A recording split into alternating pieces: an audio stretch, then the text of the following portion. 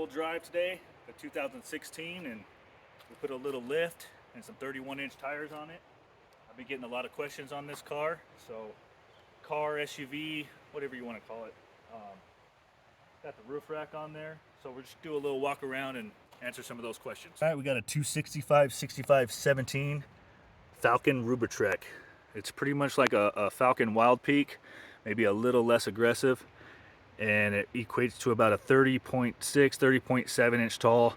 You still got your snow rated on there, and four-wheel parts wheels. I couldn't tell you what the actual wheel was called, but did a little trimming on the splash guard in there, and then actually on the fender flare. And then over here, we did a lot of trimming to fit these tires with the wheel spacers that are on there. I cut and folded the pinch weld seam, and I got to complete that and rubberize it and make sure it's all sealed up so no water can get in there. We got the Amazon roof rack on there, about 155 bucks. It'll mount to any vehicle with crossbars like you see I have here, and this thing has been awesome. It's been super quiet.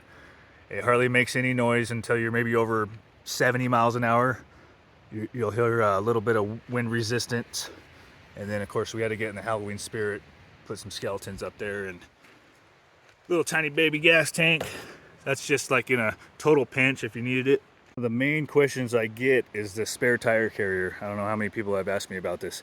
Rigid Armor is the company that makes these, and they're awesome. I've had these on multiple vehicles. This is actually off of a Jeep, and I've modified it to work with this Mazda. Rigid Armor doesn't actually make a Mazda spare tire carrier, but they make one for the Honda CR-V, and I think they have the same exact lug pattern. So I'll just get one for a Honda CR-V. I think they're like $550 new. I got mine for a steal at like $250. But what you do is you pull this pin, you lift this guy up, and this whole thing will fold down. Then you have access to your gate. All right, so we got that down, hatch up. That's the way I like to, well, you know the rest of the song. Anyways, in here we got a jack, one of those little profile jacks from Harbor Freight, an air mattress, and you gotta have the toilet paper. But these seats fold down, and then you scoot the front two seats forward. This air mattress blows up in here perfectly. I mean, real perfect. And you could sleep two people. I'm 6 foot.